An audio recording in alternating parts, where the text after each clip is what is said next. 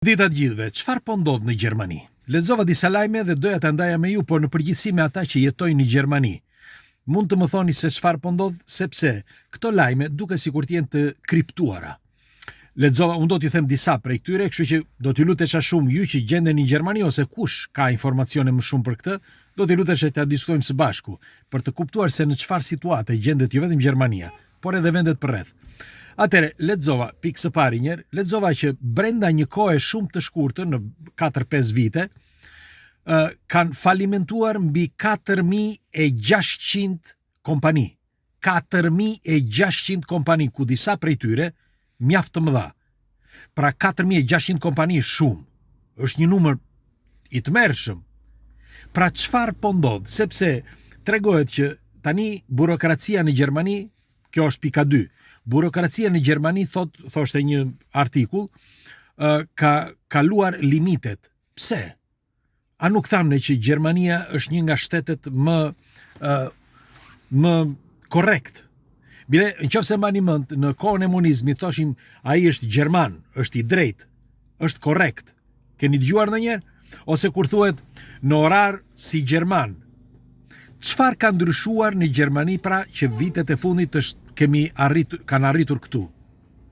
Dhe doja t'ju pyesja, tani, në këtë kaos që po gjendet Gjermania, për çfarë arsye sipas jush? Që të thuash për gjermanët që nuk janë më korrekt dhe diçka po ndodh në administratën gjermane, është e rëndë.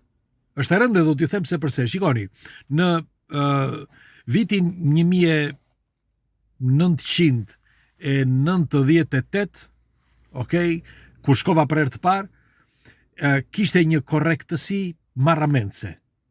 Një korrektësi që më la për shtypje të forta në 90, me fjalë, bëhet fjalë për 20 e ca vjet, sa i bie? 26 vjet, parafërsisht, 27. Dhe po thosha, si është e mundur që të ketë këtë diferencë të madhe? Tjetra, unë tani vitet e fundit nuk kam qenë, ndaj doja t'ju pyesja juve, dhe tjetra, lexova një tjetër gjë, sepse u futa pastaj që të shikoja se unë këto lëvizje, për shembull lëvizjet gjeopolitike ose lëvizjet e problemeve, për shembull në këtë rast që Gjermania nuk është më si më përpara, me fjalë, dhe ka një kaos dhe në për administrata, mund ta shikosh në çmime. Dhe ç'bëra unë, u futa, e përsëris dhe njërë, doja juve që jeni në Gjermani më shumë, u futa gjëja do shikoja një shtëpi me qira, që të shikoja sa është qiraja, sepse nga aty është një pjesë që ti mund të shikosh se si po lëvizin, ku ato po prit, se ka dhe disa të surpriza tjera. Dhe vurare që një shtëpi me 2 dhoma kushtonte 1.000 euro. 990 euro gjoja, por 1.000 euro një shtëpi me 2 dhoma. Ndërsa me 3 dhoma 1.600 euro. Tani, këto çmime gjenden vetëm në Rom. Pra, në Rom, brenda Romës, sepse jashtë Rome nuk mund të gjesh këto çmime, janë çmime shumë më të ulta.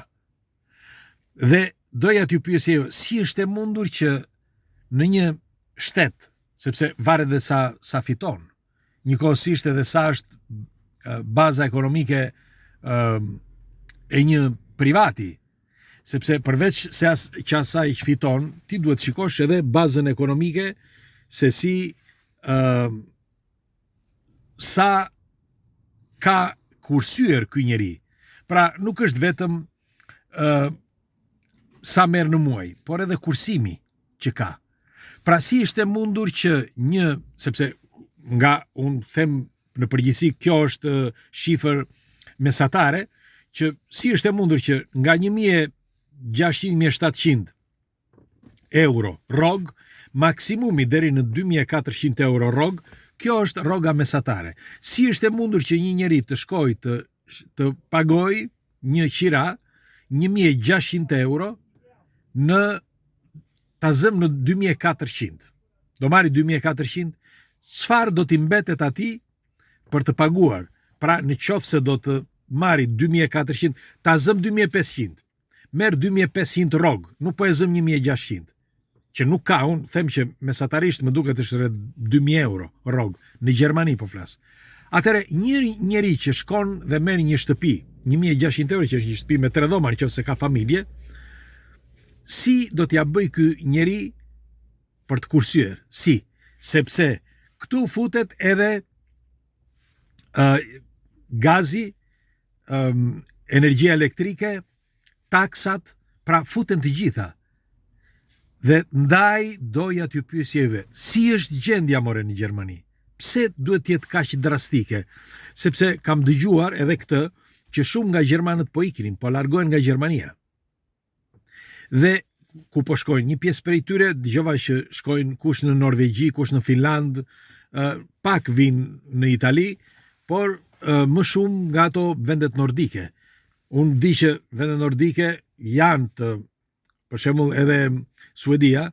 Suedia është vend i qetë, por po ndryshojnë edhe aty, sepse edhe aty është në Bashkimin Evropian. Kështu që të gjitha këto vende që po flasim janë prekur nga monedha, pra nga euro, Bashkimit Evropian. Dhe pyetja është, çfarë po ndodh në Gjermani? Nëse për ata që nuk e din, e kemi bërë 1-2-3 video, Gjermania duket sikur po përgatitet edhe për luftë dhe një pjesë të buxhetit financiar shtetëror e ka kaluar për armatime. Çfarë lufte do bëj? Nëse ka marrë këto, me fjalë ka tërhequr këto të ardhura, çfarë lufte do bëj në një situatë të tillë? Me kë do ta bëj luftën? Dhe si është e mundur që sot viti 2026 mendosh për luftë? Më ka bërë përshtypje, përsëri edhe një herë, po këto janë pak informacion që janë, sepse vura re dhe diçka tjetër, shumë e rëndësishme kjo. Gjermanët nuk bëjnë shumë, nuk lënë shumë komente, nuk shkruajnë shumë. Dhe shikoj që edhe opozita nuk shkruan shumë. Shkruan vetëm disa gjëra të vogla, në fakt këtë e përktheva vetëm në anglisht, sepse nuk ishte në përkthimin italisht, nuk di gjermanisht, dhe më bëri shumë përshtypje se si 4600 kompani të falimentojnë në një kohë shumë të shkurtër. Ky do të thotë një kolaps ekonomik, por jo vetëm ekonomik, por edhe shoqëror. Sepse nëse do ndodh një kolaps ekonomik, padyshim do të ketë trazira të mëdha, dhe shpresoj që mos të përshkallëzohet se mos ka ndërmend ndonjë gjë tjetër. Pra ndonjë përplasje me vendet përreth apo ku ta di unë. Ndaj doja t'ju pyesja, juve që jeni në Gjermani ose kush ka informacione më shumë. Çfarë po ndodh në Gjermani dhe kjo situatë? Aty ku gjendeni ju, në Francë, në Spanjë, në Angli apo ku do qoftë, apo në vendet e Evropës më tepër, këtej nga Suedia, nga Norvegjia, çfarë po ndodh? Pra mundet që kjo të jetë një situatë vetëm në vendet e Evropës apo është edhe më tej?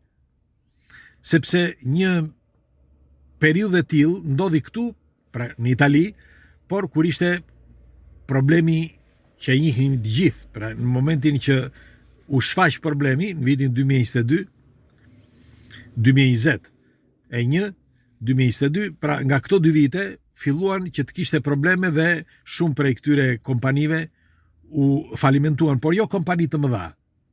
Kompani, le të themi, të mesme. Dhe kjo që më ka bërë përshtypje ishte një nga kompanitë të mëdha në Gjermani që ka deklaruar falimentim. Kjo është e rëndë, sepse duhet të dini dhe diçka. Gjermania mbahet si një nga vendet pas Zvicrës, si një nga vendet që mban Bashkimin Evropian, pra me të ardhurë financiare, sepse ka buxhet financiar shtetëror marramendës. Pres komentet tuaja çfarë mendimi keni dhe kush ka informacione më shumë.